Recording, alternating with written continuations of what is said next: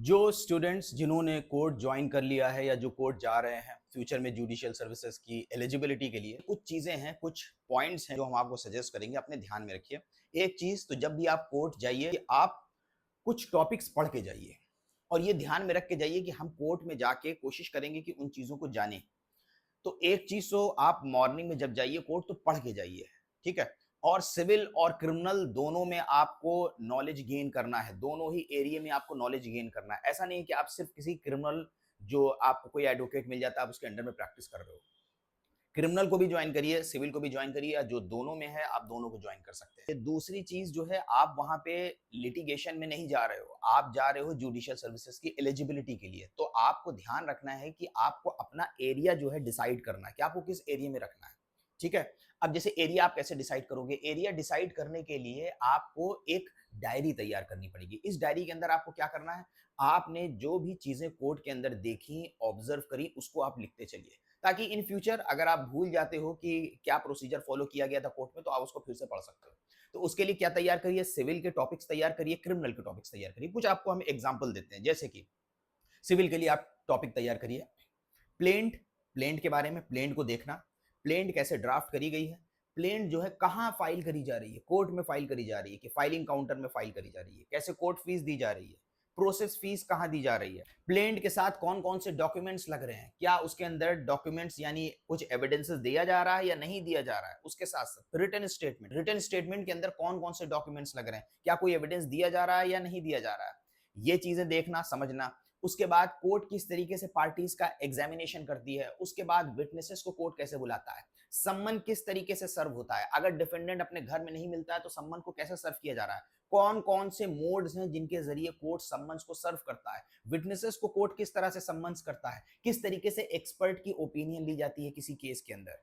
अगर जैसे race judicata है या रेस सब जुडिस है, इसको जो है अपोजिट पार्टी कैसे उठा रही है, किस स्टेज पे उठा रही है। उसी के साथ साथ अगर रिजेक्शन ऑफ प्लेंट है तो रिजेक्शन ऑफ प्लेंट की एप्लीकेशन किस स्टेज पे दी जा रही है, कौन दे रहा है रिजेक्शन ऑफ प्लेंट की एप्लीकेशन, और अगर प्लेंट फाइल हो रही है तो उसके अंदर आप किस तरह से अमेंडमेंट की एप्लीकेशन देते हैं। तो ये टॉपिक्स आपको पहले लिख के तैयार करना पड़ेगा, ठीक है। अगर इंजंक्शन कोर्ट से मांगा जा रहा है तो इंजंक्शन किस स्टेज पे मांगा जाता है, कैसे लिया जाता है, एप्लीकेशन क्या होती है, नोटिस कैसे भेजी जाती है। ये जैसे सीपीसी के टॉपिक्स हैं, इसको आपको तैयार करना पड़ेगा। जैसे execution of decree, execution of decree की एप्लीकेशन किस कोर्ट में दी जा रही है, कब दी जा रही है, इन चीजों को तैयार करना। उसके साथ साथ कोर्ट फीस अगर दी जाती है, कोर्ट फीस कैसे कैलकुलेट करी जा रही है, किस चीज के ऊपर कोर्ट फीस कैलकुलेट करना, तो ये आप लिख लीजिए।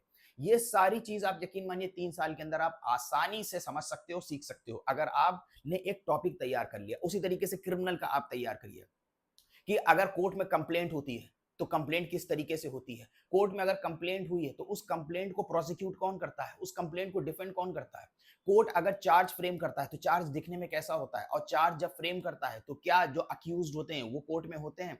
उसके बाद जब केस आगे बढ़ता है, कोर्ट कॉग्निजेंस ले लेता है, ट्रायल कैसे चलता है, गवाह किस तरीके से अपीयर हो रहे हैं। उसी के साथ साथ अगर एफआईआर हुई है तो एफआईआर किस तरीके से दिखती है, एफआईआर को कोर्ट में कौन ला के सबमिट कर रहा है, पब्लिक प्रोसिक्यूटर जो है, पब्लिक प्रोसिक्यूटर का क्या रोल है।